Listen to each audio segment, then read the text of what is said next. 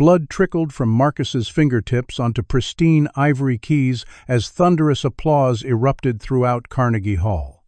The once-mocked blind black prodigy stood trembling, tears streaming beneath dark glasses. Behind him, Professor Westfield, the renowned pianist who had humiliated him, watched in stunned silence. Before I continue this incredible story, let me know where you're watching from in the comments. If you believe in the power of music to overcome prejudice, hit that like button and subscribe to join our storytelling community. Now let's discover how a blind boy with an extraordinary gift proved that true talent cannot be silenced by discrimination. Marcus Collins lived in a world of sounds. At 16 years old, he had never seen the peeling paint of his South Chicago apartment, or the weathered face of his grandmother Eloise, who had raised him since his parents died in a car accident when he was 4. What he knew was the persistent drip of the kitchen faucet that marked time like a metronome, the creaking floorboard outside his bedroom that announced his grandmother's approach, and most importantly, the rich tapestry of music that filled his mind day and night. Marcus attended Southside Community High School, where resources were scarce and dreams even scarcer. The music program had been cut 3 years ago due to budget constraints, leaving the ancient upright piano in the auditorium to collect dust and fall further out of tune with each passing season. His teachers meant well, but were overwhelmed with overcrowded classrooms and standardized testing pressures. They had little time to nurture the extraordinary gift that resided in the quiet blind boy who sat in the back row with his Braille textbooks. What none of them fully understood was that Marcus possessed perfect pitch, an auditory memory that bordered on supernatural, and fingers that could replicate any piece of music after hearing it just once. These talents remained largely hidden within the institutional walls of a school system that had long ago stopped looking for brilliance in neighborhoods like his. It was at New Hope Baptist Church where Marcus found his sanctuary. Every Sunday after service, Reverend Jackson would let him stay behind to play the old upright piano tucked in the corner of the fellowship hall. The instrument was nothing special, with several sticky keys and slightly uneven action, but to Marcus, it was a portal to another world. On a particularly cold Sunday in November, Marcus sat at the piano long after the congregation had departed. His fingers danced across the keys, transforming Beethoven's Moonlight Sonata into something even more haunting and profound. He didn't hear Reverend Jackson return to the hall, didn't sense the man standing motionless by the door, listening with widening eyes and a hand pressed to his heart. Marcus the Reverend finally spoke, his voice thick with emotion. "How long have you been able to play like that?" Marcus's fingers stilled on the keys, his unseeing eyes turning toward the voice. "Like what Reverend Jackson, like a concert pianist, like someone who has studied for decades." Marcus shrugged, genuinely unaware of how extraordinary his playing was. "I just play what I hear in my head." In that moment, Reverend Jackson made a decision that would change Marcus's life forever. He pulled out his phone and made a call to an old college roommate who now worked for the prestigious Westfield Music Foundation. "Harold, it's Jackson. I need a favor. There's a young man you need to hear play." 3 days later, Marcus learned that he had secured an audition for the Westfield Music Foundation's annual charity concert. The event was held each December in downtown Chicago, featuring promising young musicians alongside established professionals. All proceeds went to music education programs in underserved communities, making it both a cultural highlight and a notable charitable cause. The Westfield Foundation, Eloise Collins, repeated her voice, laced with both pride and concern, as she stirred a pot of stew on their small stove. "That's run by that famous white pianist, isn't it?" "The one who's always on television." Marcus nodded his fingers, tapping an excited rhythm on the kitchen table. "Dr. Theodore Westfield. He's won 3 Grammy Awards and performed for presidents. Reverend Jackson says his foundation is one of the most prestigious in the country." What Marcus didn't mention was that he had memorized every recording Dr. Westfield had ever released, could identify his distinctive playing style within seconds, and had spent countless hours trying to understand the technical brilliance behind the man's interpretations. In the world of classical piano, Theodore Westfield was royalty.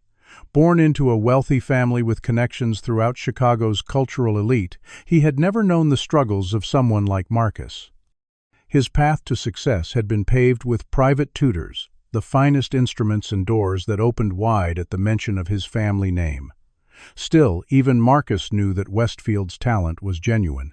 His technique was flawless, his interpretations respected throughout the classical music world. To audition for his foundation was both terrifying and exhilarating. "I don't know, Marcus," Eloise said, her wooden spoon pausing mid-stir. "People like that, they don't always see our children for what they're worth." Marcus heard the weight of history in his grandmother's voice, the accumulated wisdom of a lifetime navigating spaces where black faces, especially those with disabilities, were often viewed with suspicion or dismissed outright. "I have to try, Grandma," Marcus said softly. "Music is all I have." Eloise sighed and moved to stand behind her grandson, placing weathered hands on his shoulders. "You have much more than music, child. You have dignity, intelligence, and a spirit that refuses to be broken. Don't you ever forget that, especially not in a place where people might try to make you feel small." Marcus reached up to squeeze her hand, understanding flowing between them without words. 3 days later, Marcus stood at the L train platform, clutching a folder of sheet music he couldn't read but carried for appearance's sake. His white cane tapped nervously against the concrete as he waited, his mind racing with possibilities. The rhythmic rumble of the approaching train vibrated through his shoes, and Marcus took a deep breath. Whatever waited for him at the Westfield Music Academy, he would face it with the quiet determination that had carried him through 16 years of darkness. As the train doors opened and a kind stranger helped guide him inside, Marcus couldn't know that he was embarking on a journey that would test not just his musical gifts, but his very sense of self-worth. The Westfield Music Academy occupied a renovated historical building in downtown Chicago's cultural district. As Marcus stepped through its imposing front doors, his cane sweeping cautiously before him, he was immediately enveloped by sensations his sighted peers might have missed. The acoustics of the marble-floored lobby told him he was in a vast open space with high ceilings. The scent of lemon polish and aging sheet music created an olfactory map of refinement and tradition. The hushed, reverent tones of conversations, bouncing off stone surfaces, conveyed the gravity of the institution he had entered. "Can I help you?" The receptionist's voice carried a note of suspicion that Marcus had become adept at recognizing throughout his life. It was the tone people used when they saw a young black male from the South Side before they saw anything else about him. "I'm Marcus Collins. I have an audition scheduled for the charity concert." Reverend Jackson made the arrangements. He heard the shuffling of papers, the click of computer keys. "I don't see your name here." The woman's voice had cooled further. "Are you sure you have the right place?" Marcus felt his chest tighten, but kept his expression neutral, a skill he had perfected over years of similar interactions. "Yes, ma'am. The Westfield Music Foundation charity concert auditions. Today, at 2 o'clock. More clicking, a skeptical humming sound. "Wait here," she finally said. Marcus found himself directed to a hard bench in what he presumed was a corner of the lobby, far from where he could overhear conversations at the front desk. As he waited, he became aware of other aspiring musicians arriving, their footsteps hurrying past him, their excited voices quickly ushered into what must be the audition area. No one spoke to him or acknowledged his presence. 1 hour passed, then 2. Marcus sat perfectly still, his trained musician's ear absorbing the snippets of music that occasionally drifted from distant rooms. Mozart's Piano Concerto Num. 21. A piece by Debussy, something by Liszt that he immediately recognized as Hungarian Rhapsody No. 2. The performers were skilled, certainly well trained, but Marcus could hear the mechanical precision that often replaced true emotional connection in conservatory students. He began to hum softly to himself, a complex Bach fugue that had always brought him comfort in moments of anxiety. "That's Bach's fugue in G minor, isn't it?" A woman's voice, warm with surprise, broke into his thoughts. "Most people your age are into whatever's trending on TikTok, not Bach." Marcus turned toward the voice, offering a small smile. "Yes, ma'am. The little fugue. It helps me think. I'm Vanessa Richards, Dr. Westfield's personal assistant, the woman continued. And you are Marcus Collins. I've been waiting for my audition. I was told 2 o'clock. There was a pause then, an intake of breath that suggested embarrassment or surprise. You're the one Reverend Jackson called about. I'm so sorry, there must have been a miscommunication. Let me take you back right away. As they walked, Vanessa's heels clicking rapidly on the marble floors, Marcus sensed her curiosity. How long have you been playing Marcus? Since I was 3, he replied. My grandmother says I was picking out melodies before I could talk properly. And you're completely blind. The question was direct, but not unkind. Since birth. They stopped outside what Marcus presumed was the audition room. He could hear a piano being played inside, then abruptly stopping as the player hit a wrong note, followed by a man's frustrated exclamation. That's Dr. Westfield, working with Bradley Thompson. Vanessa explained in a hushed tone. Bradley is his star pupil being groomed for Juilliard next year. Dr. Westfield can be demanding, but he's brilliant. Just be yourself and play your best. The door opened and Marcus was engulfed by the scent of expensive cologne and the subtle vibration of tension in the air. Vanessa, I specifically asked not to be interrupted during Bradley's session. A cultured male voice stated coolly, Dr. Westfield, this is Marcus Collins. He had a 2 o'clock audition that was overlooked. Reverend Jackson's recommendation. There was a lengthy silence during which Marcus felt himself being scrutinized. Ah, yes. Jackson's church project. Very well, Bradley. We'll continue tomorrow. Same time. Marcus heard the shuffling of music sheets and the footsteps of someone roughly his age passing by, deliberately bumping his shoulder on the way out. So, Mr. Collins, Doctor, Westfield began, his tone carrying the practiced condescension of someone accustomed to hierarchical interactions. I understand you play the piano. Self-taught, I presume. Mostly, sir, Marcus replied, keeping his face turned toward the voice. I had a teacher at school for a few months when I was 7, but our music program was cut. I see. The simple phrase carried volumes of assumptions. And what will you be playing for us today? I prepared Chopin's Ballade No. 1-inch G minor. Marcus answered, feeling a flutter of nerves for the first time. This was Theodore Westfield, after all, whose recording of that very piece had won a Grammy 5 years ago. Ambitious Doctor, Westfield remarked, a hint of amusement in his voice. Vanessa, please show Mr. Collins to the piano. Gentle hands guided Marcus to the bench, and he took a moment to orient himself, fingers lightly touching the keys to establish his position. The piano was magnificent, far superior to any instrument he had ever played. A Steinway concert grand, he guessed from the touch and resonance. He took a deep breath and began to play. The opening notes of Chopin's masterpiece flowed from his fingers tentatively at first, as he adjusted to the piano's action, then with growing confidence. Marcus lost himself in the music, his interpretation conveying both technical precision and emotional depth that belied his years. He was approaching the piece's dramatic middle section when he was abruptly interrupted. Stop, stop, Dr. Westfield commanded. Your left-hand position is all wrong. Who taught you to play with your wrist so low? And your phrasing of the second theme completely misses Chopin's intentions. Have you studied the historical context of this piece at all? Marcus's hands froze above the keys. No, sir. I just play it the way it feels right to me. A dismissive scoff. Music isn't about what feels right to an untrained teenager. It's about respecting centuries of tradition and technique. Perhaps something simpler would be more appropriate for your level.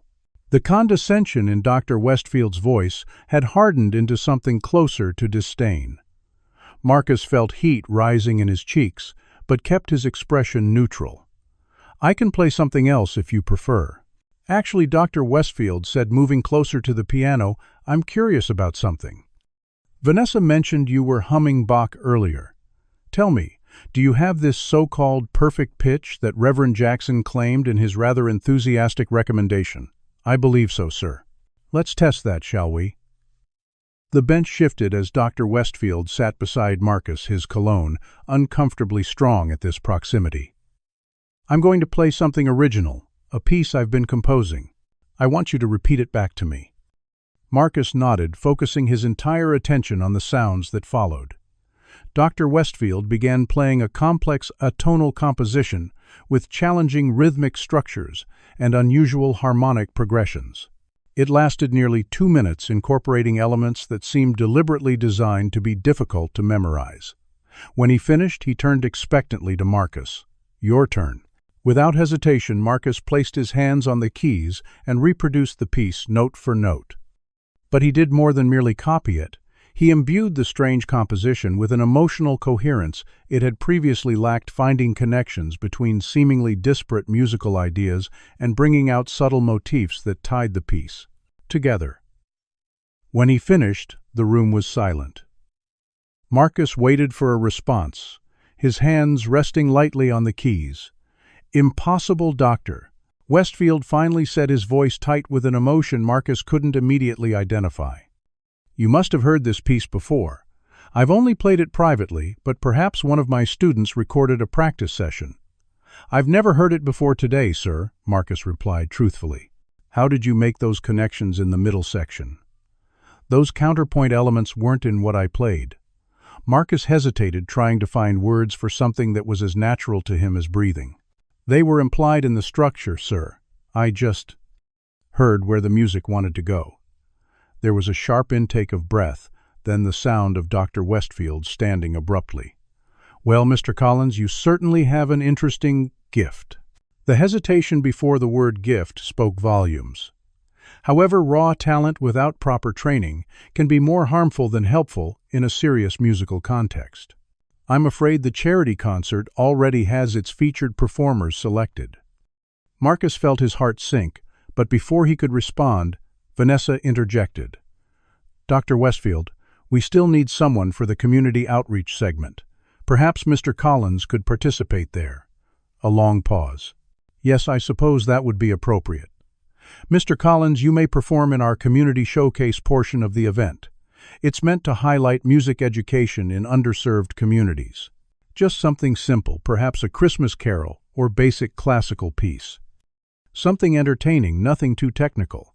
You should view this as an opportunity to play just for fun rather than pursuing music seriously." The words stung more than any direct insult could have. Marcus understood exactly what was happening. He was being tokenized, placed in a segment designed to make wealthy donors feel good about helping the less fortunate, rather than being recognized for his actual abilities. "Thank you for the opportunity, sir."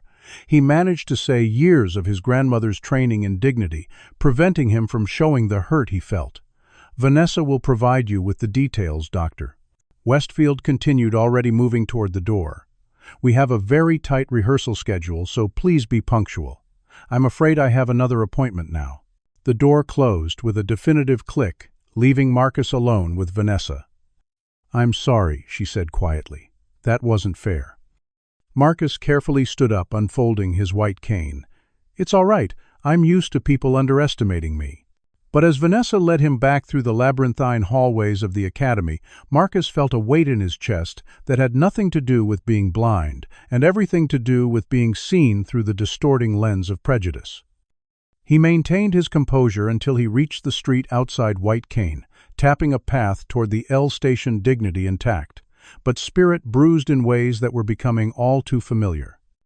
The following day, Marcus returned to the Westfield Music Academy for his assigned rehearsal, navigating the now familiar route with the practiced efficiency of someone who maps spaces through sound and memory rather than sight.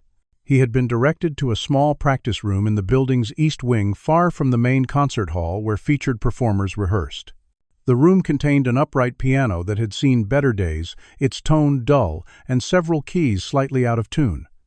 Marcus sat alone, waiting for his assigned accompanist fingers, tracing the worn wooden bench beneath him.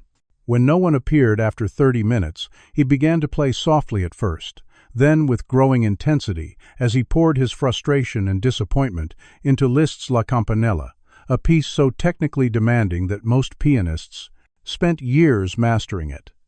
His fingers flew across the keys with almost reckless abandonment, transforming the humble practice room and mediocre instrument through sheer force of emotional truth. So absorbed was Marcus in his playing that he didn't hear the door open. didn't sense another presence until a soft voice broke into a brief pause between musical phrases. "You play like someone who has nothing to lose and everything to prove." The voice was female, warm, with a slight accent that Marcus couldn't immediately place. "I'm sorry," he said, turning toward the sound. "I was told I could practice here until my accompanist arrives." "No need to apologize for playing like that," the woman replied, moving closer. Marcus detected the scent of lemon cleaning solution and coffee. "I'm Sofia Diaz. I work as a janitor here. But in another lifetime I was a concert pianist too." "Marcus Collins," he offered, extending his hand in the direction of her voice. Her handshake was firm, her fingers calloused in the way that spoke of both manual labor and years at the keyboard. "I heard what happened yesterday with Westfield." Sophia continued, pulling up a chair beside the piano. "These walls have ears and gossip travels fast among the staff. He had no right to treat you that way." Marcus shrugged, uncomfortable with sympathy. "It doesn't matter. I'm still getting to play in the concert, even if it's just the community showcase section." "It matters," Sophia said firmly. "I recognized what you were playing just now. La Campanella isn't just for fun repertoire, and neither is that Chopin ballade you attempted to play for Westfield. You're the real deal, aren't you?" For the first time since the disastrous audition, Marcus felt a spark of connection. "How did you go from concert pianist to janitor?" he asked, genuinely curious. Sophia's laugh held equal measures of mirth and bitterness. "Arthritis cut my performing career short in my early 40s. That and being a Cuban-American woman in a field dominated by European men. This job lets me stay close to music even if I'm just emptying trash cans outside the practice rooms." She paused and Marcus heard her shift in her seat. "I was a child prodigy once, you know. Started performing at 5, toured internationally by 12. My parents crossed the ocean on a homemade raft so I could have opportunities they never had." The parallels between their situations hung in the air, unspoken but palpable. "What's your story, Marcus Collins? How does a blind kid from the South Side play Liszt like he wrote it himself?" For the next hour, Marcus shared his journey with this unexpected ally, his early obsession with the piano at church, his DIT, perfect pitch, his ability to memorize complex pieces after a single hearing, and the persistent barriers he had faced due to both his blindness and his race. Sophia listened without interruption, occasionally humming in agreement or making small sounds of outrage at particularly egregious examples of discrimination. "Westfield is threatened by you," she finally said when Marcus finished speaking. "Men like him build their identities on being exceptional, on being the gatekeeper who decides who belongs in their rarefied world. Someone like you challenges everything he believes about talent, opportunity, and who deserves to succeed." "But I'm no threat to him," Marcus protested. "He's world famous. I'm just a kid from the South Side who's never even had proper lessons." "That's precisely why you threaten him," Sophia insisted. "Your raw talent makes a mockery of his decades of privileged training. If music is truly a meritocracy, as people like Westfield claim, then what does it say that a blind black teenager with no formal education can play with more soul and technical precision than his carefully cultivated protégés?" Marcus considered this perspective, rolling it over in his mind like an unfamiliar melody. "So what should I do? Just play my assigned piece in the community showcase and be grateful for the opportunity?" Sophia made a dismissive sound. "Absolutely not. You deserve to be featured alongside the best performers, not tokenized in some feel-good segment for wealthy donors." She paused, then lowered her voice conspiratorially.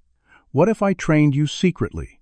I may not be able to perform anymore, but I still know more about classical piano technique than most of the teachers in this building.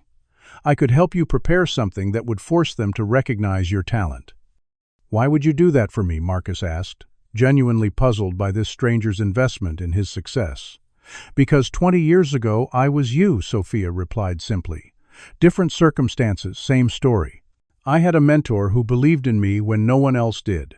Now it's my turn to pass that forward."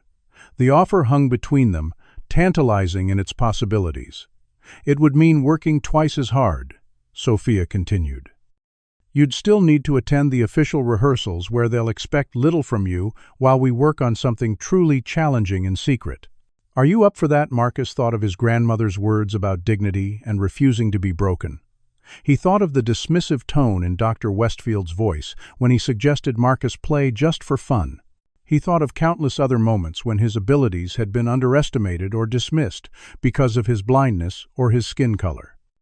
"Yes," he said firmly, "I'm up for it." "Good." Sophia clapped her hands decisively.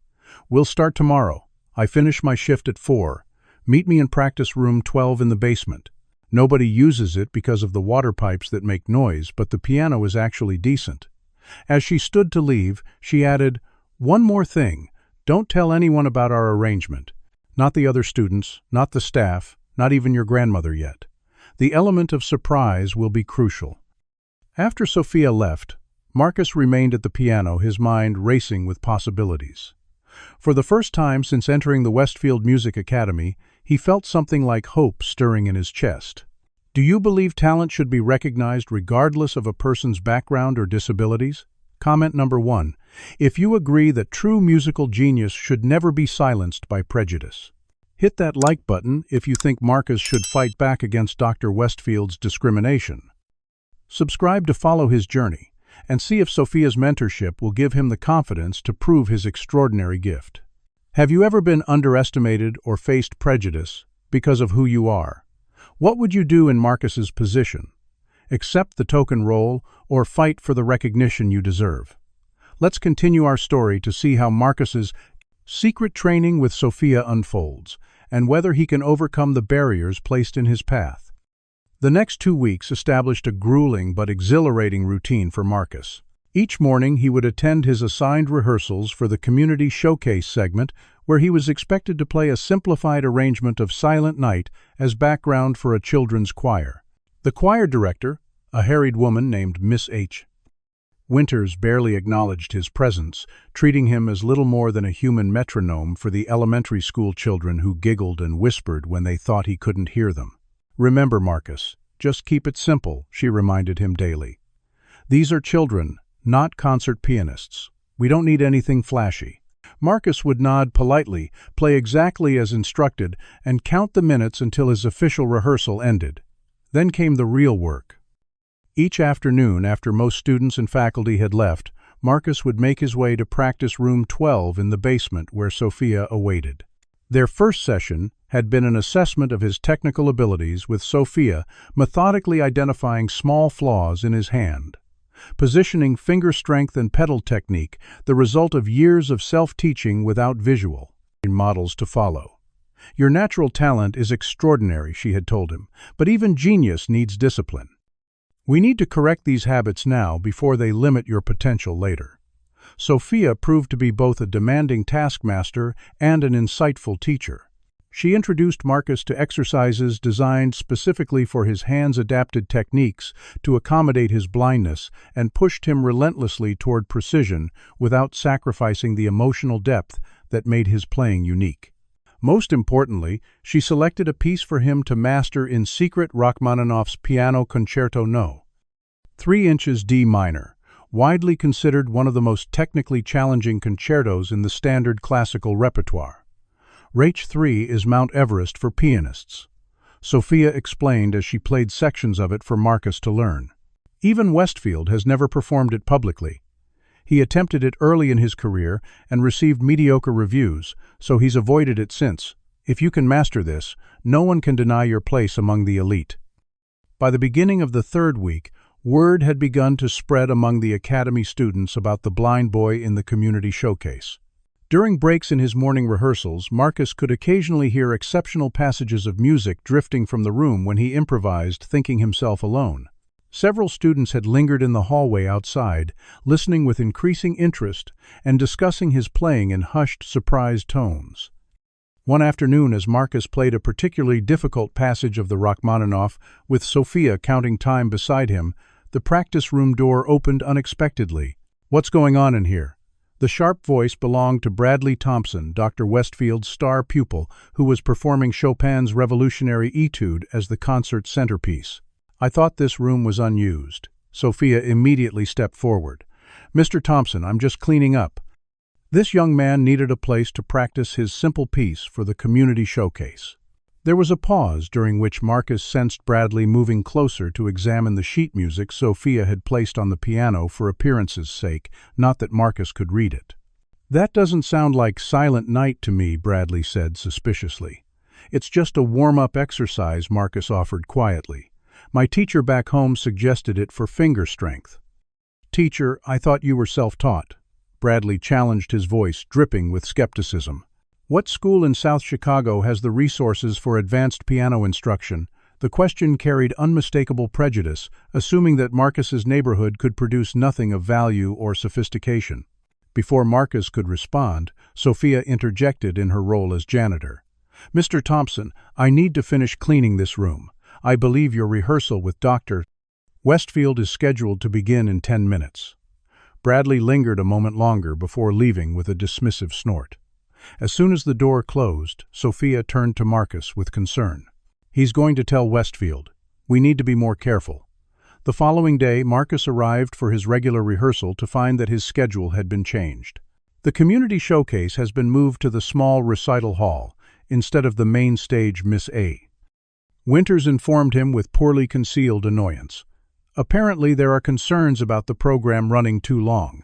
Your part has been reduced as well. Just the first verse and chorus of Silent Night now." Marcus accepted this news with outward calm, but inwardly recognized it for what it was, the first countermove in a game he hadn't intended to play. Later that same day, Bradley and several other advanced students cornered Marcus in the hallway as he made his way to the cafeteria. "Hey, Mozart," Bradley called out, his voice carrying the artificial friendliness that often preceded cruelty. "I heard you think you're some kind of prodigy." Marcus continued walking his cane, sweeping the space before him. "I don't think anything about myself," he replied evenly. "I just play the piano." "Play," Bradley laughed. "Is that what you call it, Doctor?" Westfield says, "Some people have natural rhythm, but no real understanding of music theory or historical context. Like playing basketball without knowing the rules. Raw but ultimately useless in a professional setting." The other students laughed on cue, a chorus of privileged voices unified in their disdain for the outsider. "Thanks for the feedback," Marcus said, maintaining his dignity as he continued down the hall, but the encounter left a bitter taste, a reminder of the environment he was navigating. The sabotage escalated the following week. First, Marcus arrived at practice room 12 to find it locked with a sign declaring it off-limits due to plumbing issues. Then his official rehearsal times were rescheduled to conflict with the periods when Sophia was available to work with him. Most disturbingly, he entered the small practice room one morning to find the piano's action noticeably altered keys, sticking, and the overall touch uneven, in a way that couldn't have happened naturally overnight. Someone tampered with it. Sophia confirmed after examining the instrument. Nothing permanently damaging, but enough to make practicing difficult. "This is deliberate, Marcus." Despite these obstacles, they persevered, finding alternative practice spaces, meeting during Sophia's lunch breaks, working later into the evenings. Marcus didn't tell his grandmother about these challenges, not wanting to worry her, especially as her health had begun to deteriorate with the onset of winter. A persistent cough had developed into something more concerning, requiring more of her limited energy each day.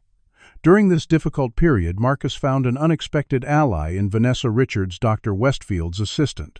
She began finding excuses to observe his official rehearsals, occasionally offering encouragement when others weren't listening.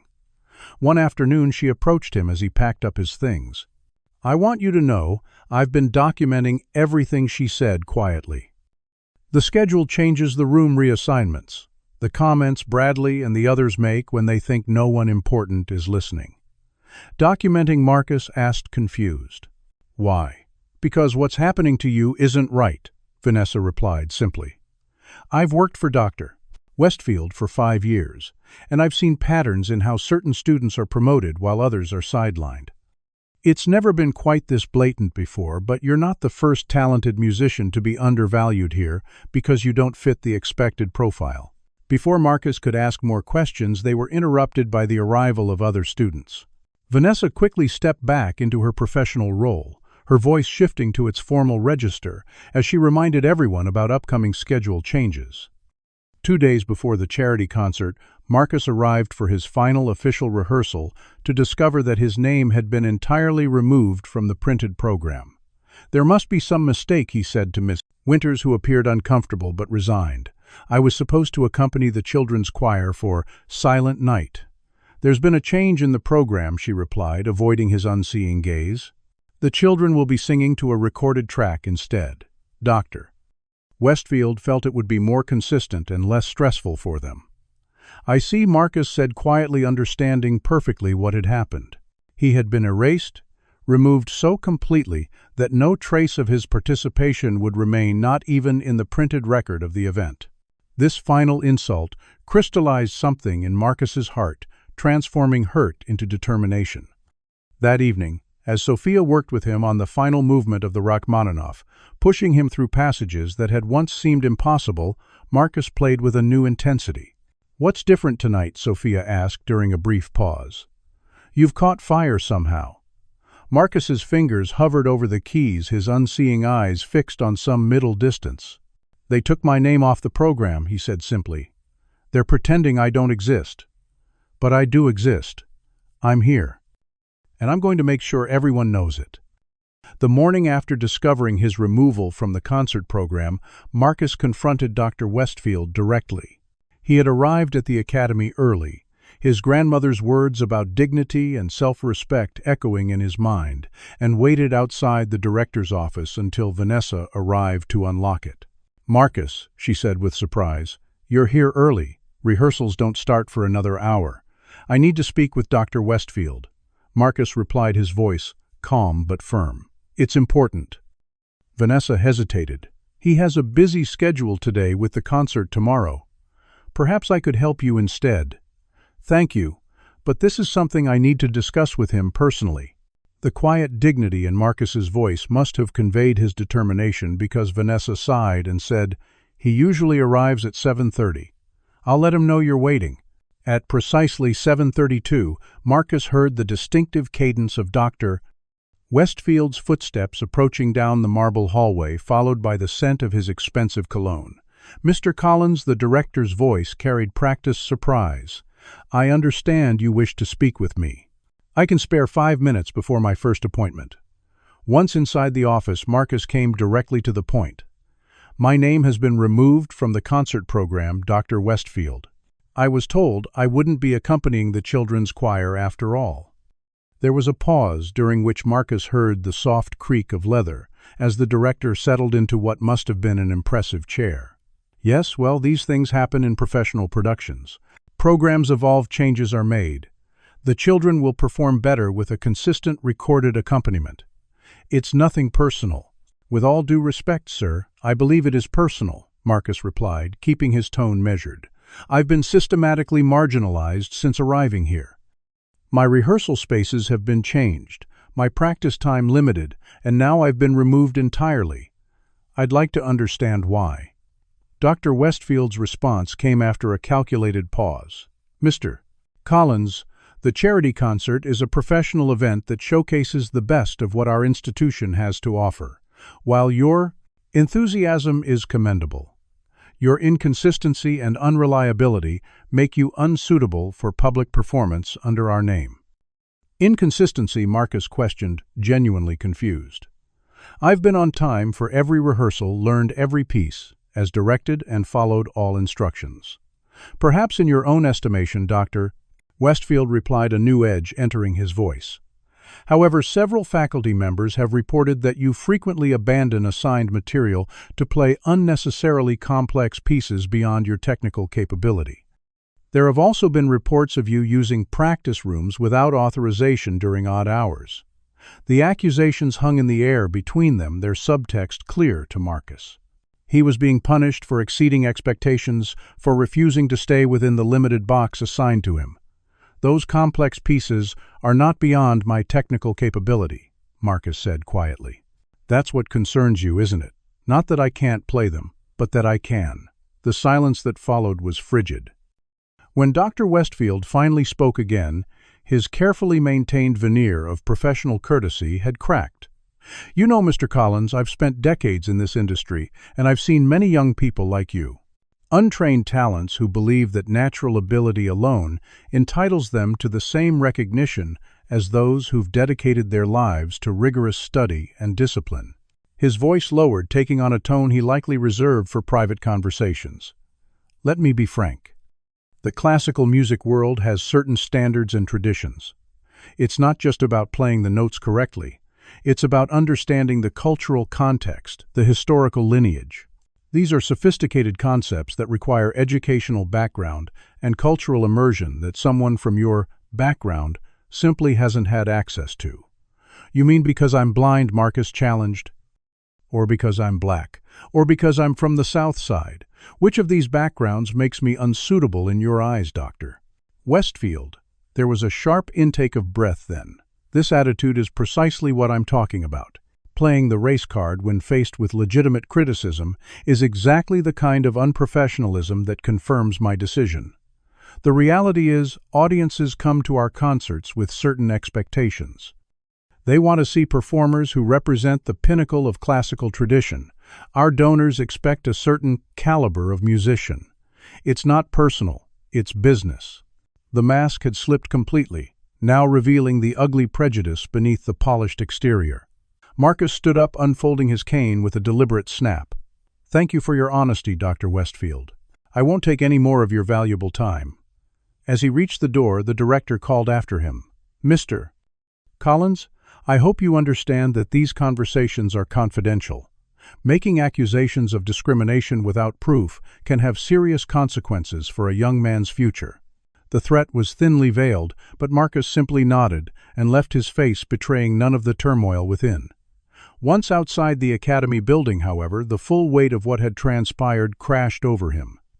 He found a bench in a nearby park and sat, his body trembling with a combination of rage, hurt, and profound disappointment.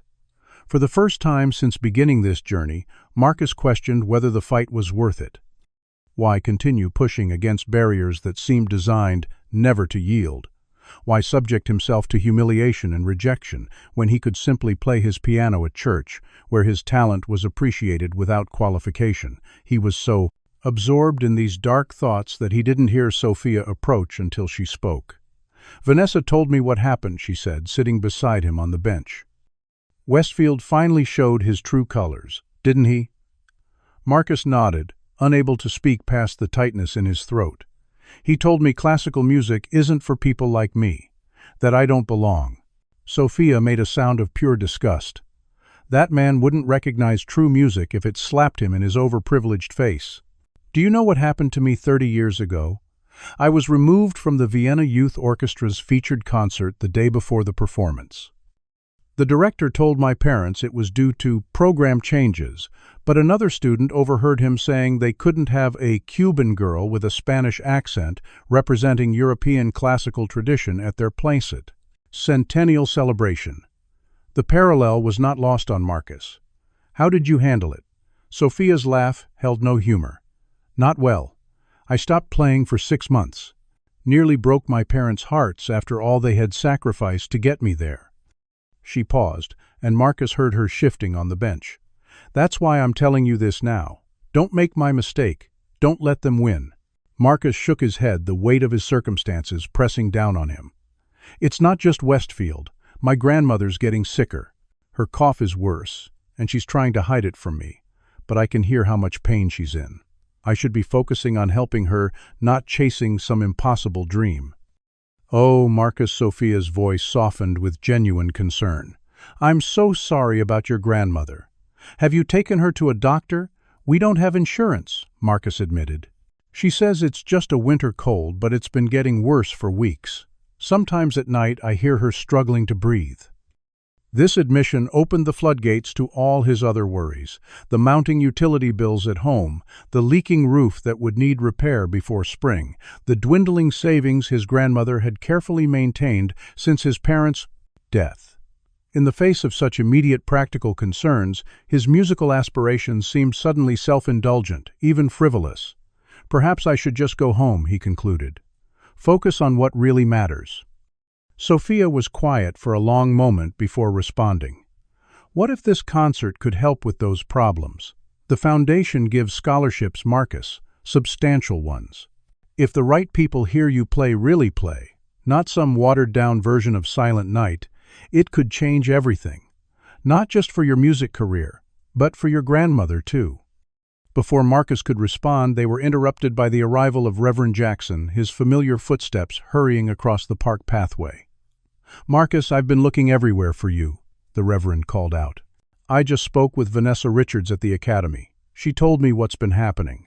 Marcus stood to greet his mentor, embarrassed that the man had gone to such trouble. "I'm sorry, Reverend. I should have told you things weren't going well." "Nonsense," Reverend Jackson replied firmly. "You have nothing to apologize for. It's Westfield who should be ashamed." What followed was an impromptu council of support as Reverend Jackson, Sophia, and eventually Vanessa, who joined them during her lunch break, discussed the situation from every angle. Marcus learned that his situation had not gone unnoticed. Several students had expressed discomfort with his treatment, and at least 2 faculty members had privately questioned Dr. Westfield's decisions regarding the talented blind student. Most surprising was the revelation that Catherine Morris, one of the few black members of the Foundation's board of directors, had been asking questions about diversity in the program selection. "And there's something else you should know," Vanessa added, her voice dropping conspiratorially. "There's going to be a surprise guest at the concert tomorrow night. Dr. Emily Chen from Juilliard's pre-college division. The Foundation is trying to establish a scholarship pipeline, and she's coming to evaluate potential candidates. It hasn't been announced publicly yet." This news sent a ripple of renewed energy through the group. Juilliard's pre-college program was one of the most prestigious in the country, a direct pathway to a career in classical music. "So what do we do?" Marcus asked, his earlier despondency giving way to cautious hope. "Westfield has made it clear I'm not welcome on that stage." "Perhaps not through the front door," Sophia mused, "but every theater has a back entrance. What we need is a plan." That evening, after the academy had mostly emptied for the day, an unlikely strategy session convened in practice room 12.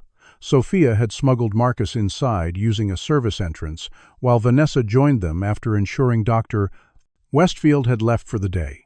They were soon joined by Catherine Morris, the board member who had responded immediately to Vanessa's carefully worded email about concerns regarding the Foundation's commitment to diversity and inclusion. "Let me be clear," Catherine said, after introductions had been made.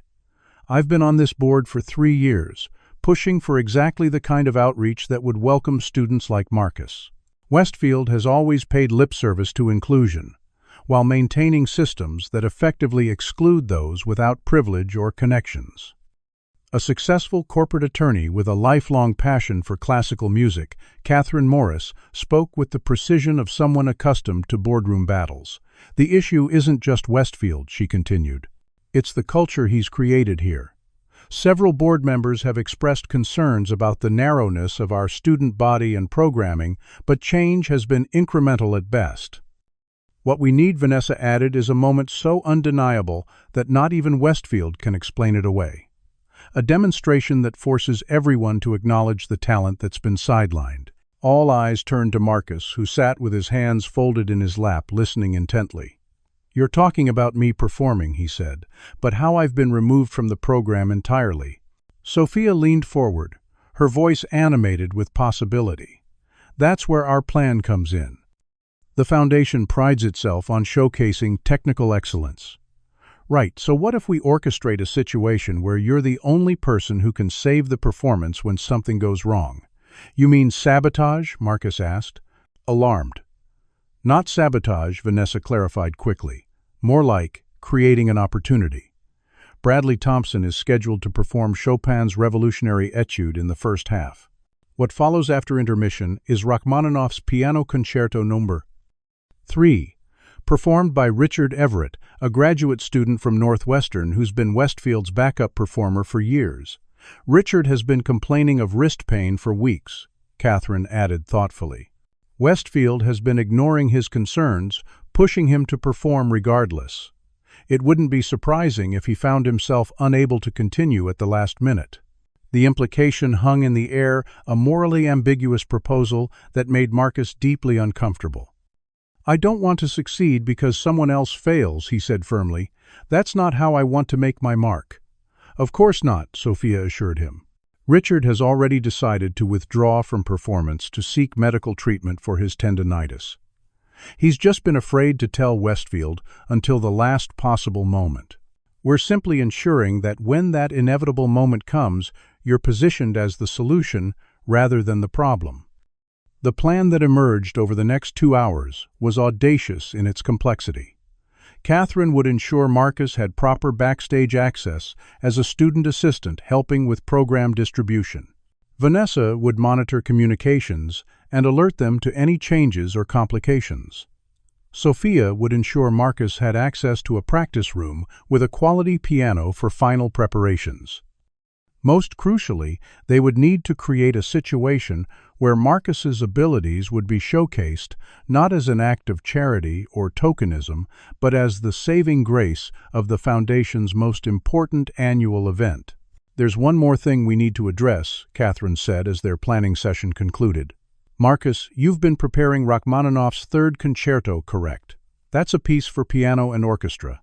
The concert will have a chamber orchestra present for Richard's performance. Are you prepared to play with orchestral accompaniment? Have you rehearsed with others?" Marcus hesitated, a flutter of anxiety rippling through him. In all their secret practice sessions, Sophia had played the orchestral parts on a second piano. He had never performed with an actual orchestra before. "I know the orchestral parts by heart," he said slowly. "I've listened to recordings hundreds of times. But no, I haven't rehearsed with live musicians." Catherine nodded, unsurprised. That could be challenging. Orchestra members follow the soloist's leads and cues, many of which are visual. Without rehearsal, they might find it difficult to follow a blind pianist they've never worked with before. This potential obstacle threatened to unravel their entire plan, but Sophia snapped her fingers suddenly. "I have an idea. Marcus doesn't need visual cues to stay in perfect synchronization with other musicians. His ear is more reliable than most people's eyes. What if we focus on the orchestra, following him rather than the other way around?" The solution they devised was elegant in its simplicity. Catherine would arrange for Marcus to meet privately with the orchestra's concertmaster, the lead violinist, who could influence the other musicians. If this key person understood Marcus's abilities and unique situation, they might help bridge the gap between the blind pianist and the rest of the orchestra. As their meeting concluded and they prepared to go their separate ways until the following evening, Catherine pulled Marcus aside for a private word. "Are you absolutely certain you can play this concerto at performance level?" she asked, her tone gentle but serious. "It's one of the most demanding pieces in the repertoire. Even seasoned professionals struggle with it." Marcus nodded with quiet confidence. "I can play it. Sophia has been an extraordinary teacher. And you understand what's at stake. If this goes poorly, it won't just affect you. Sophia, Vanessa, even myself, we're all putting our positions and reputations on the line for this." "I understand," Marcus replied, the weight of responsibility settling on his young shoulders. "I won't let any of you down." After the others had left, Sophia arranged for Marcus to have 1 hour in the main concert hall, an opportunity to familiarize himself with the Steinway Concert Grand that would be used for the performance. This was critical. Each piano had its own personality, its own action and response, and Marcus needed to calibrate his playing to this specific instrument. As his fingers touched the keys of the magnificent piano for the first time, Marcus felt a tremor of both excitement and terror. The sound that emerged when he played the opening chords of the Rachmaninoff was so rich, so powerful, that it momentarily overwhelmed him. "This is different from the practice pianos," he whispered. "It's like comparing a whisper to a shout." "This piano will amplify every nuance of your playing," Sophia advised. "You'll need to adjust your touch, especially in the softer passages. But Marcus, the richness of tone it gives you in the dramatic sections, it's perfect for Rachmaninoff." For the next hour, Marcus explored the instrument, learning its idiosyncrasies, adjusting his technique to draw out its full potential. As they worked, Sophia observed a transformation occurring, the talented but uncertain boy becoming a focused, commanding musician before her eyes. When they finally left, Sophia placed a hand on Marcus's shoulder. "Whatever happens tomorrow night, I want you to know how proud I am of you. Not just your playing, but your dignity in the face of everything they've thrown at you. You're already a success in the ways that truly matter." Marcus nodded, grateful for her support, but too overwhelmed with emotion to speak. That night, Marcus visited his grandmother in the hospital, where she had been admitted that morning when her breathing had become dangerously labored. The doctors had diagnosed pneumonia, requiring immediate treatment and observation. "I'm sorry I can't be at your concert tomorrow, baby," Eloise Collins said, her normally strong voice thin and raspy. "I'm sure you'll make us all proud." Marcus held her hand, not correcting her assumption that he would be performing as planned. "Just focus on getting better, Grandma. That's all that matters." "No," she said, with surprising firmness, squeezing his hand. "Your music matters too. It's not just something you do, Marcus. It's who you are. Don't ever let anyone take that from you." Those words stayed with Marcus as he returned home to an empty apartment, as he practiced fingering patterns silently on the kitchen table late into the night, as he finally fell into a restless sleep, filled with dreams of music and struggle. The next morning dawned cold and clear. The day of the charity concert finally arrived. As Marcus prepared for what might be the most important performance of his young life, one question echoed through his mind: would all their careful planning work? Or would he find himself once again sidelined and silenced? What would you do? If you were Marcus, trust the plan, or try to find another way to be heard. Comment number 1, if you think Marcus should follow through with the risky plan. Or number 2, if you think he should find a more direct approach to showcase his plan. Talent. Like this video if you're rooting for Marcus to overcome the discrimination he's faced, and subscribe to follow his journey to the dramatic conclusion. Have you ever had to create your own opportunity when doors were closed to you? The next part of our story reveals whether Marcus will finally get his chance to prove his extraordinary gift to the world and those who doubted him. The evening of the charity concert arrived with all the glittering anticipation of a major cultural event. Limousines and luxury vehicles lined the circular drive of the Westfield Music Academy, disgorging Chicago's elite in evening wear and winter furs. Inside, the grand foyer buzzed with conversation, as wealthy patrons greeted one another, corporate sponsors mingled with cultural tastemakers, and foundation board members circulated with practiced charm, encouraging the open checkbooks that funded their mission. Marcus arrived through the service entrance as planned, dressed in the formal black suit Reverend Jackson had borrowed from his nephew for the occasion. Sophia met him in the back hallway, quickly pinning a staff badge to his lapel that Vanessa had provided. "Remember, you're a program assistant tonight," she whispered.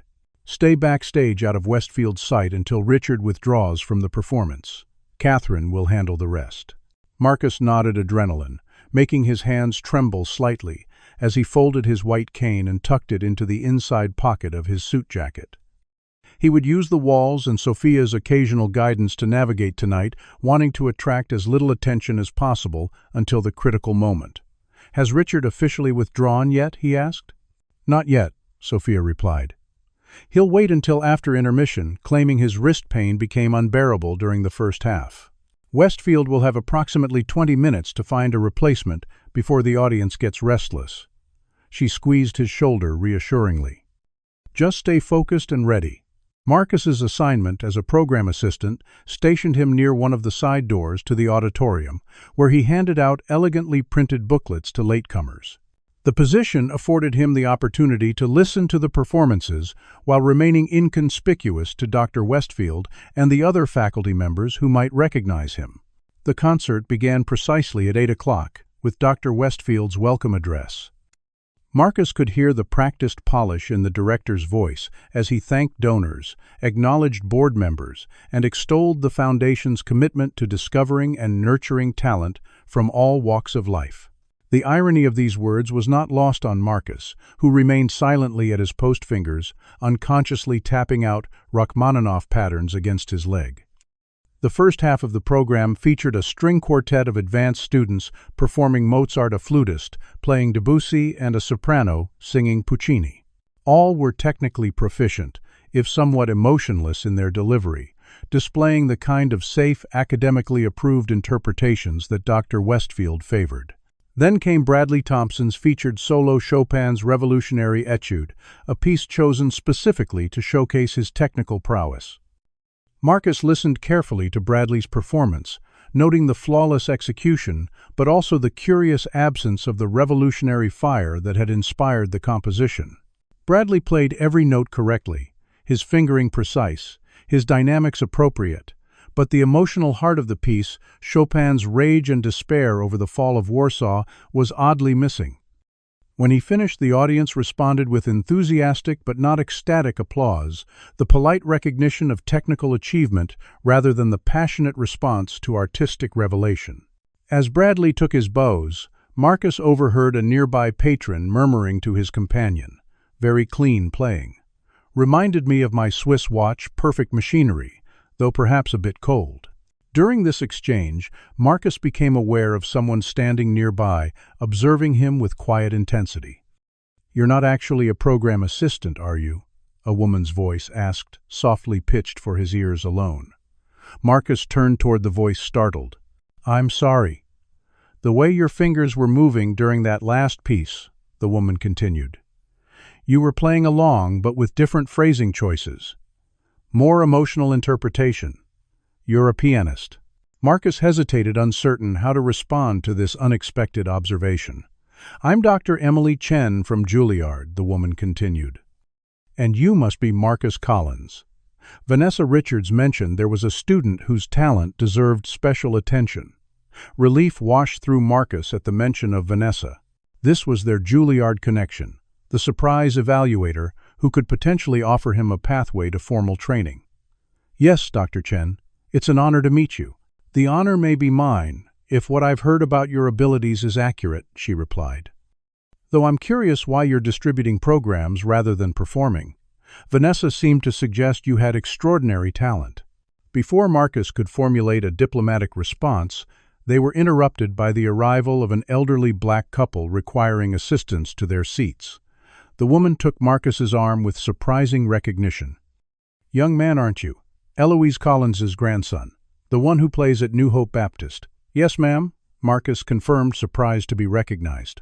"Mrs. Jackson mentioned you'd be performing tonight," the woman continued, as Marcus guided them to their seats. "We came specifically to hear you." "When will you be playing?" "I'm not on the program tonight," Marcus admitted quietly. "There were some changes." The disappointment in the woman's sigh carried decades of familiar experience with such changes. "I see," she said simply. "Well, we're here now, so we'll enjoy the music regardless. But it's a shame. Mrs. Jackson says you play like angels, wish they could." This encounter left Marcus with a curious mixture of emotions as he returned to his post. On one hand, the recognition of his talent by members of his own community reinforced his sense of purpose.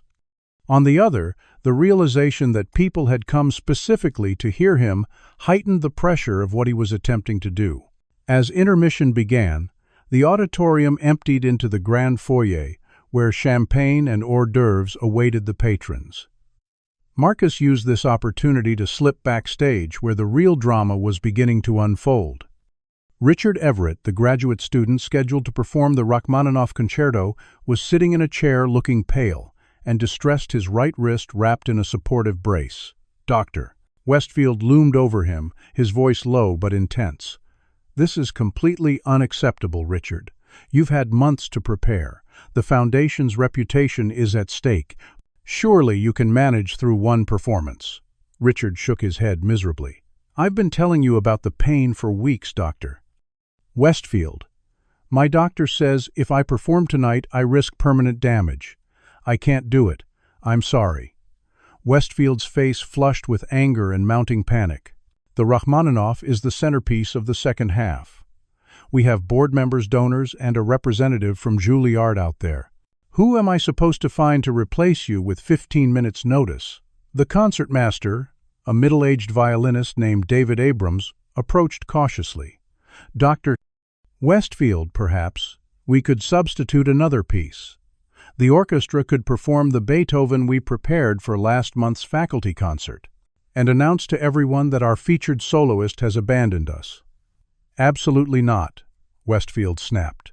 We need a pianist. Where's Bradley? Perhaps he could perform an additional piece. Bradley's gone to dinner with his parents, someone offered. He's not expected back until the second half begins. The crisis was unfolding exactly as they had anticipated. Marcus remained in the shadows, waiting for the right moment, which came seconds later when Sophia appeared at Dr. Westfield's elbow. "If I may make a suggestion," she said deferentially, playing her role as the humble janitor, "there is another pianist in the building who could perform." Westfield turned to her with irritation. "Who everyone with sufficient skill is either already performing or in the audience." Marcus Collins Sophia said simply, "The blind student from the community showcase." Westfield's laugh was immediate and dismissive. "Don't be ridiculous. He's a beginner who couldn't even handle accompanying a children's choir." Actually, Catherine Morris interjected, appearing as if on cue. "I've heard him play. He's remarkably talented." "Doctor?" Westfield turned to the board member with barely concealed impatience. "Catherine, with all due respect, this is an artistic decision that requires professional judgment. The boy has no formal training and certainly hasn't prepared the Rachmaninoff." At this critical juncture, Dr. Emily Chen joined the growing circle of concerned parties. "Is there a problem with the program, Doctor?" Westfield. Trapped in the presence of the Juilliard representative and a board member, Westfield struggled to maintain his composure. "A minor setback. Our soloist for the Rachmaninoff has suffered an injury. We're discussing alternatives. I understand there's a young pianist who might be able to step in." Dr. Chen said, her eyes finding Marcus in the shadows. "Perhaps this is an opportunity to showcase the Foundation's commitment to nurturing unexpected talent." The pressure was mounting on Westfield from all sides. The intermission was nearly over. The audience would be returning to their seats, and he had no viable alternative. With visible reluctance, he turned to Marcus. "Mr. Collins, do you actually know the Rachmaninoff Third Concerto?" "Yes, sir," Marcus replied simply. "The entire concerto, all three movements?" "Yes, sir." Westfield's eyes narrowed with suspicion. "How is that possible when it's not part of our student repertoire and certainly wasn't assigned to you?" Before Marcus could answer, Sophia intervened. "Perhaps we can discuss the details after the performance, Dr. Westfield." The audience is returning. Cornered and out of options, Westfield made his decision. "Very well, Mr.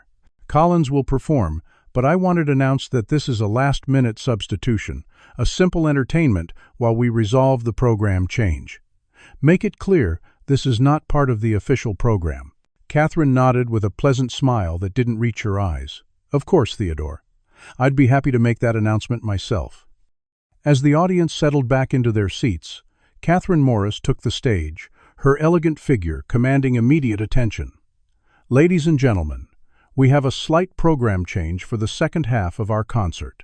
Due to a medical issue, Richard Everett will be unable to perform the scheduled Rachmaninoff Piano Concerto No. 3.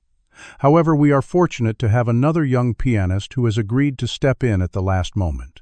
Please welcome Marcus Collins to the stage." The applause was polite but tepid, as Marcus was led to the piano by Sophia, his white cane now visible. He heard the whispers ripple through the audience as they registered his race, his youth, and his blindness. A trifecta of unexpected characteristics for a classical soloist, tackling one of the most demanding pieces in the repertoire. As he settled onto the bench, adjusting its height and position with practiced movements, Marcus felt a moment of pure terror. The enormity of what he was attempting suddenly crashed over him.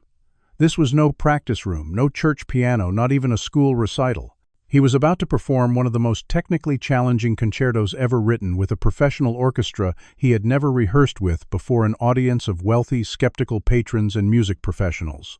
For one paralyzing moment, Marcus froze his hands, hovering above the keys as doubt threatened to overwhelm him. Then, from somewhere in the back of the auditorium, he heard a familiar voice call out, "Play your heart, child." It was the elderly woman from his church, offering the same encouragement she gave during Sunday services. That simple phrase, carrying all the warmth and wisdom of his community, broke through his fear. Marcus took a deep breath, nodded to the concertmaster, who would cue the orchestra, and placed his hands on the keys. The moment of truth had arrived. A hush fell over the auditorium as Marcus positioned his hands above the keyboard. In the conductor's podium, Maestro James Reeves, who had been hastily briefed about the situation, watched the young pianist with professional concern. He had never conducted for a blind soloist before and was uncertain how to establish the necessary communication between orchestra and pianist. Marcus sensed this hesitation and did something unexpected. He began to count, softly establishing the tempo before playing a single note, giving the conductor and orchestra a clear indication of his intention. Then his fingers descended onto the keys, and the first quiet, deceptively simple notes of Rachmaninoff's Third Piano Concerto emerged. The opening theme, with its quiet intensity and narrative quality, immediately silenced the murmurs and shifting bodies in the audience. Marcus played with a delicate touch, allowing the melody to unfold like a story being whispered rather than told. The orchestra responded cautiously at first, watching both their conductor and the blind teenager with intense concentration. But as the first movement progressed toward its more technically demanding passages, something remarkable began to happen. Marcus's playing took on a quality that transcended mere technical proficiency. His hands moved across the keyboard with an assurance and emotional depth that belied his years, finding nuances in the Russian composer's work that many seasoned professionals overlooked. The infamous descending scales that marked the approach to the first cadenza, a section so difficult that even Rachmaninoff himself had created an easier alternative version, flowed from Marcus's fingers with both precision and passion. He chose the more difficult original version, executing it with such fluidity that several orchestra members exchanged glances of stunned appreciation. In the front row, Dr. Westfield sat rigid with disbelief, his expression cycling through shocked suspicion and growing alarm as it became undeniable that this untrained blind black teenager from the South Side was delivering a masterful interpretation of a piece many considered the Mount Everest of piano concertos. Dr. Chen, from Juilliard, leaned forward in her seat, her professional composure momentarily broken by the unexpected excellence unfolding before her. Catherine Morris watched with quiet satisfaction as board members around her responded viscerally to Marcus's playing, their appreciation of his talent unconsciously overriding any preconceptions they might have held. By the time Marcus reached the heart-stopping climax of the first movement, the orchestra had fully committed to following his lead. The musicians, initially skeptical, now watched with growing respect as this young man navigated the treacherous musical landscape with both technical brilliance and profound emotional understanding. Marcus felt the shift in energy around him, the initial tension dissolving into a collaborative artistic experience. Without sight, his other senses compensated with extraordinary sensitivity. He could hear the minutest details in the orchestral texture, feel the changing air currents as the musicians moved with increasing investment in their playing sense. The growing connection between himself and every person on that stage. As the first movement concluded, there was a moment of stunned silence before spontaneous applause erupted from the audience, breaking the usual protocol of waiting until the end of all movements to applaud. Marcus used this brief respite to center himself before the second movement. His fingers, unaccustomed to the sustained intensity required for such a performance, were beginning to ache, but he pushed the discomfort aside, focusing entirely on the music still to come. The second movement, with its dreamlike quality and moments of surprising passion, allowed Marcus to display a different aspect of his musicality. Here his blindness seemed almost an advantage, unconstrained by visual distractions. He created soundscapes of extraordinary sensitivity, finding colors and textures in Rachmaninoff's writing that painted vivid pictures for the Rachmaninoff's audience. Somewhere in the middle of this movement, a transformation occurred in the hall. The audience, initially viewing this performance as an unexpected curiosity, a last-minute substitution to be politely endured, now sat in collective rapture. The distinction between trained and untrained, privileged and underprivileged, Seeing and blind, all the artificial barriers that had defined Marcus's journey to this point began to dissolve in the face of undeniable artistic truth. Even Dr. Westfield, despite himself, found his foot tapping in rhythm with a particularly engaging passage before catching himself and resuming his rigid posture. As the second movement flowed seamlessly into the third, Marcus encountered his first significant challenge. The final movement of Rachmaninoff's third is a test of endurance as much as technique, requiring sustained energy and focus that can tax even seasoned professionals. For a 16-year-old with limited performance experience, it represented a formidable hurdle.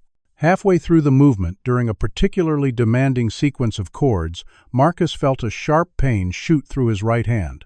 Years of playing on substandard instruments with improper technique had created vulnerabilities that were now being exposed under pressure. A less committed performer might have modified the approach, chosen an easier fingering, or otherwise compromised to protect themselves. But Marcus, sensing the transformative potential of this moment, pushed through the pain, attacking the difficult passages with even greater intensity. The conductor noticed the grimace that briefly crossed the young pianist's face and adjusted slightly, supporting Marcus with subtle changes in tempo that gave him microseconds of additional recovery time between the most demanding sections. This act of musical solidarity, a professional making a nearly imperceptible accommodation for a young artist, spoke volumes about how completely Marcus had won over not just the audience, but his fellow musicians. As the concerto approached its thunderous conclusion, beads of sweat formed on Marcus's brow, and something warm and wet trickled down his fingers onto the pristine ivory keys. Blood. The intensity of his playing had split the skin at his fingertips, but stopping was unthinkable. This moment, this opportunity to speak his musical truth after so many attempts to silence him, was too precious to relinquish. The final minutes of the concerto represented a communion between composer, performer, and audience that transcended the ordinary boundaries of a concert hall experience. Marcus poured everything into those closing passages: his frustration at the barriers placed before him, his gratitude to those who had believed in him, his love for his grandmother, his joy in the pure act of making music. When the final chords resounded through the hall, followed by the orchestra's answering phrase, there was a single beat of silence. Then the audience erupted in a standing ovation, so immediate and unanimous that it seemed choreographed. People who had spent the evening in polite appreciation now shouted bravo and applauded until their hands hurt. Marcus sat motionless at the piano, overwhelmed by the response, tears streaming beneath his dark glasses. He had done it. Despite every obstacle, every dismissal, every attempt to minimize his gift, he had spoken his truth through music, and it had been heard. Dr. Chen was on her feet, applauding with unrestrained enthusiasm. Catherine Morris wiped tears from her eyes while maintaining her dignified demeanor. Sophia, standing in the wings, made no attempt to hide her emotional response, her face streaked with proud tears. Only Dr. Westfield remained, seated, his expression unreadable, as the ovation continued around him. The applause showed no sign of abating, and eventually the concertmaster gently touched Marcus's elbow, encouraging him to stand and acknowledge the response. As he rose somewhat unsteady from the intensity of the experience, the cheers grew even louder. Someone thrust a bouquet of flowers into his hands, and the conductor shook his hand with genuine respect before leading him to the front of the stage for additional bows. When Marcus finally raised his hands to quiet the audience intending to leave the stage, cries of encore filled the hall. The request placed Marcus in an unexpected position. He hadn't prepared an encore, assuming the concerto itself would be challenge enough.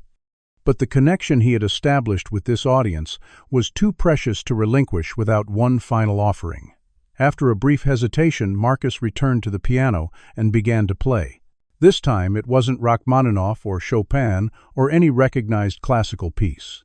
It was his own composition, a work he had created during late nights at the church piano, a piece that told his life story through music.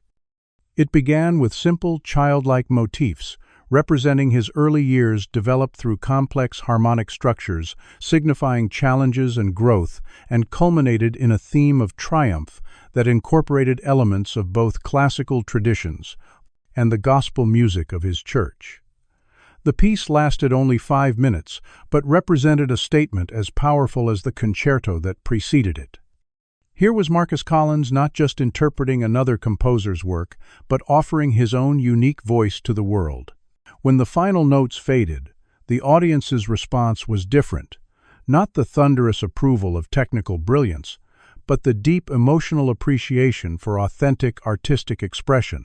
People were wiping tears, holding hands, experiencing that rarest of concert hall phenomena, genuine human connection through music.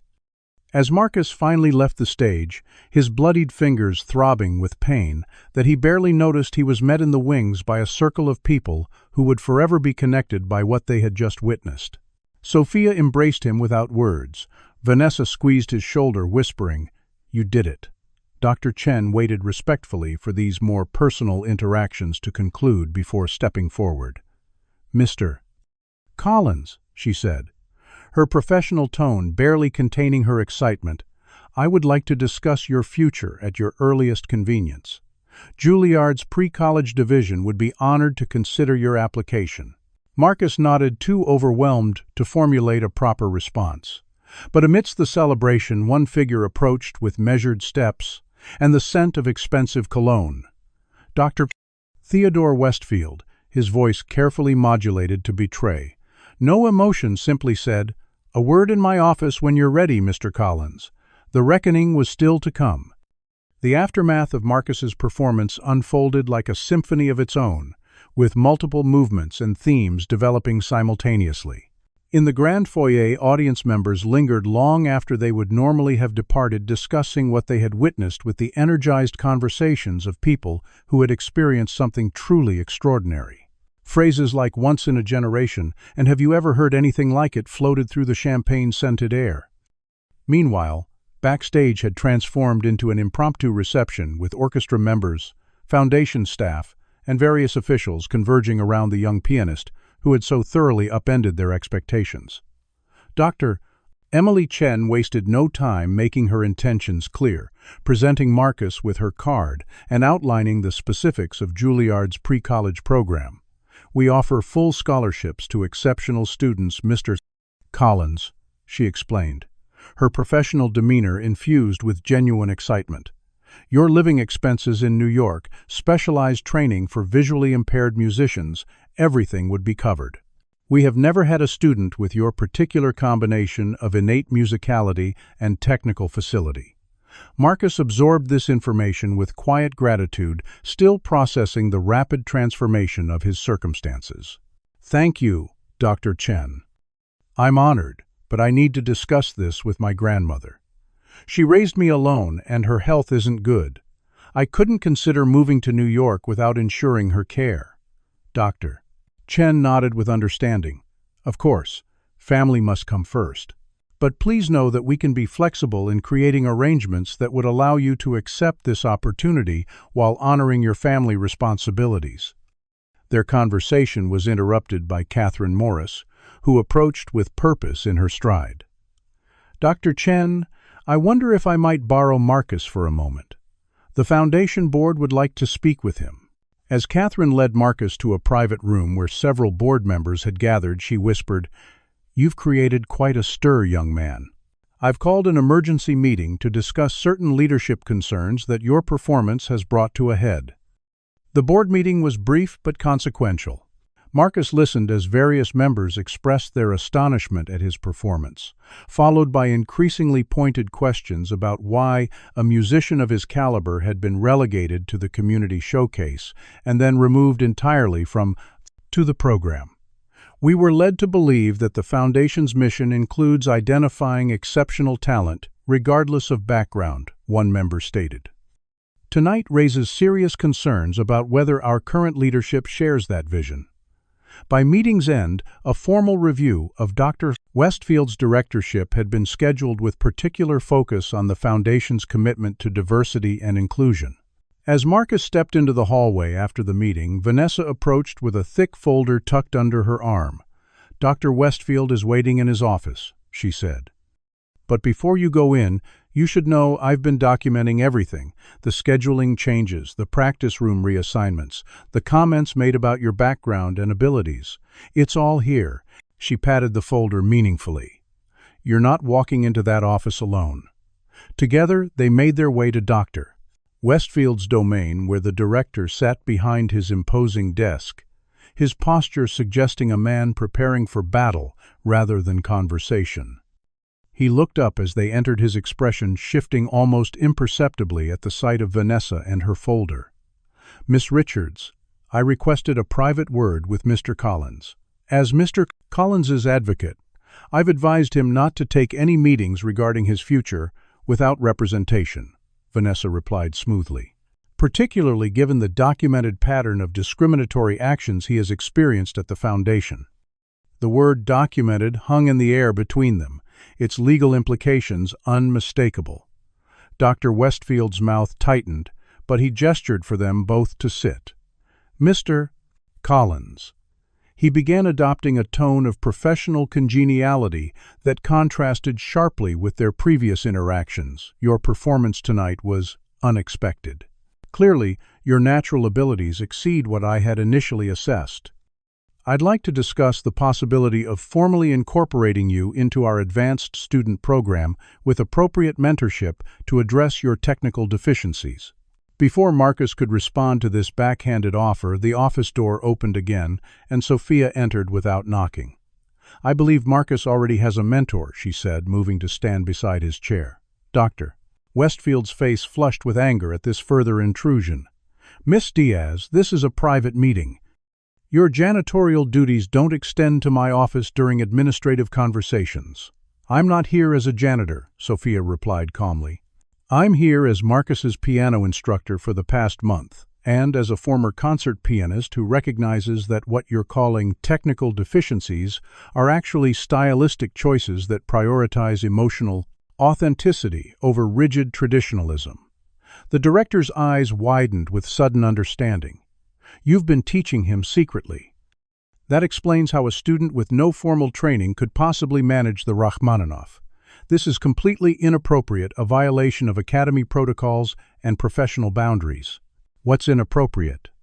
Vanessa interjected, opening her folder and removing several documents, "is systematically excluding a gifted musician from opportunities based on his race and disability, which violates not just academy protocols, but federal law."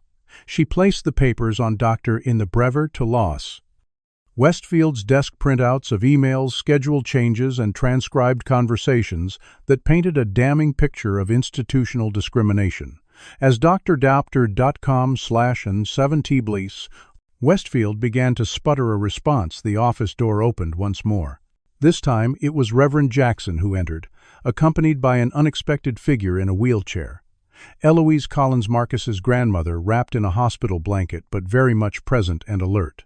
"Grandma," Marcus exclaimed, rising immediately to go to her side. "You should be in the hospital." Eloise reached up to touch her grandson's face.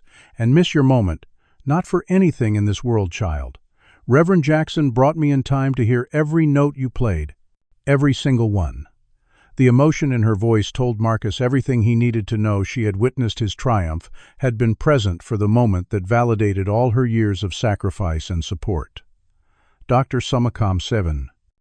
Westfield, now thoroughly flustered by the continuing parade of interruptions, attempted to reassert control of the situation. "This is becoming absurd. My office is not a public forum for Dr. Ace. 28. Westfield, a new voice, interrupted from the doorway. It was Catherine Morris, accompanied by several other board members. "I'm afraid we need to continue our discussion from earlier. In light of tonight's events and some concerning documentation that's been brought to our attention, the board has voted to place you on administrative leave pending a full review of Foundation leadership." The director's face drained of color. "This is outrageous. You can't possibly make such a decision without proper procedure. I've built this Foundation's reputation over 15 years. "And we're grateful for your contributions," Catherine replied diplomatically. but it's clear that certain aspects of our mission, particularly our commitment to identifying talent from all communities, have been compromised under your direction. The board feels that a period of reflection and reassessment would be beneficial for all parties.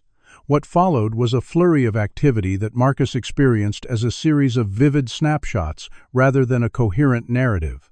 Dr. Westfield being escorted from his office, his protests fading down the hallway. Journalists appearing with cameras and microphones, eager to interview the blind prodigy who had electrified the charity concert. Catherine Morris announcing the establishment of a new inclusion initiative to be named in Marcus's honor. Dr. Chen from Juilliard conferring with hospital administrators to arrange specialized care for Eloise that would allow Marcus to begin his studies in New York while ensuring his grandmother's well-being. Through it all, Marcus remained at the center of a whirlwind he could not see, but could certainly feel the winds of change sweeping through an institution that had initially rejected him, but now claimed him as their greatest discovery. Later that night, after the crowds had dispersed and the immediate frenzy had subsided, Marcus found himself in a quiet moment with Sophia in practice room 12, where their journey had begun. "So, New York," she said, a mixture of pride and wistfulness in her voice. "Juilliard's pre-college program. The world is opening up for you just as it should." "I couldn't have done it without you," Marcus replied, his voice thick with emotion. "You saw something in me that I didn't even fully see in myself." Sophia laughed softly. "No, Marcus, I just gave you the technical tools. The music was always there inside you. That final piece, you played your own composition that wasn't anything I taught you. That was pure Marcus Collins." They sat in companionable silence for a moment before Marcus asked the question that had been on his mind. "What will happen to Dr. Westfield?" "The board will conduct their review," Sophia replied. "But regardless of their decision, he's been changed by this experience. Sometimes the most valuable lesson is recognizing that your worldview was too narrow, that talent and brilliance appear in forms you failed to anticipate or appreciate." "I don't hate him, you know," Marcus said thoughtfully. "I just wanted a fair chance. And that's what makes you extraordinary, Marcus. Not just your music, but your capacity for grace in the face of injustice." 1 year later, Marcus Collins stood on the stage of Carnegie Hall, his fingers poised above the keys of another magnificent Steinway grand piano.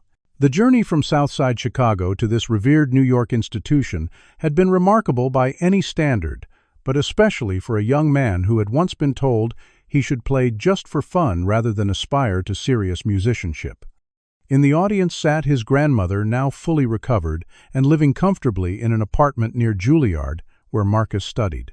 Beside her was Sophia Diaz, no longer a janitor, but the newly appointed Director of Community Outreach for the restructured Westfield Foundation, which had undergone significant changes in leadership and mission. Reverend Jackson had come as well, along with a busload of community members from New Hope Baptist Church, all wearing matching T-shirts proclaiming Marcus Collins our hometown hero. Even Bradley Thompson was present, his perspective transformed by witnessing Marcus's rise and his own subsequent struggles at Juilliard, where he had discovered that technical precision without emotional depth only carried one so far. As Marcus began to play his own composition, an expanded version of the piece he had performed as an encore at the charity concert now developed into a full concerto for piano and orchestra, he reflected on the journey that had brought him here. What had begun as personal vindication had evolved into something far more meaningful: the establishment of the Collins Initiative for Musical Excellence, a program that identified and supported young musicians from disadvantaged backgrounds throughout Chicago and beyond. The true triumph Marcus had come to understand wasn't in proving his own exceptional talent. It was in ensuring that other gifted young people would never have to fight as hard as he did for the simple opportunity to be heard. As the music flowed from his fingers, Marcus played not just for himself, but for all those whose gifts remained unseen, whose potential remained untapped, whose voices remained unheard. And in that moment, blindness was not a disability, but a different way of seeing one that allowed him to envision and create a world where true genius would always transcend the artificial boundaries of privilege and prejudice. What do you think about Marcus's journey from being told to play just for fun to performing at Carnegie Hall? Has his story inspired you to recognize and support talent in unexpected places? If you believe in the power of music to transcend barriers of race, ability, and privilege, please like this video and subscribe to our channel for more incredible true stories of triumph against the odds. Have you ever witnessed or experienced discrimination that tried to limit your potential? Share your thoughts in the comments below. Thank you for joining us on this emotional journey. And remember that sometimes the most beautiful symphonies come from those who have been told they should remain silent. Marcus Collins's extraordinary journey teaches us that true talent cannot be silenced by prejudice or discrimination. His story reminds us that genius often emerges from unexpected places and that society's preconceptions about race, disability, or background frequently blind us to the brilliance that exists in every community. When institutions become gatekeepers rather than talent finders, they betray their mission and deprive the world of extraordinary gifts. The power of allies cannot be understated. Without Sophia, Vanessa, Catherine, and Reverend Jackson, Marcus's talent might have remained hidden. Their willingness to risk their positions to fight injustice reminds us that meaningful change requires courage from both the marginalized and the privileged. Perhaps most importantly, Marcus teaches us that true victory isn't just personal vindication, it's creating pathways for others. By establishing the Collins Initiative, he ensured his triumph would lift up countless other talented young people facing similar barriers. This story challenges us to examine our own prejudices and ask, what brilliance are we missing because we've decided what excellence should look like or where it should come from? When we remove artificial barriers and judge talent on its merits alone, we all benefit from the beautiful symphonies that might otherwise have remained unplayed. Has Marcus's story touched your heart today? We all know what it feels like to be underestimated or overlooked, but his journey shows us the extraordinary power of perseverance and believing in yourself despite others' judgments. What barriers have you overcome in your own life? Share your story in the comments below. Your experience might inspire someone else who's struggling right now. If you believe that talent deserves recognition, regardless of race, disability, or background, hit that like button to stand with Marcus and countless others fighting for equal opportunities. Subscribe to our channel for more powerful stories of triumph over discrimination, and share this video with someone who needs to be reminded that their gifts matter. Thank you for joining us on this emotional journey. Remember, in a world that sometimes tries to silence unique voices, your willingness to listen, learn, and speak up makes all the difference. May we all find the courage to play our own music, whatever form that takes, without apology or compromise.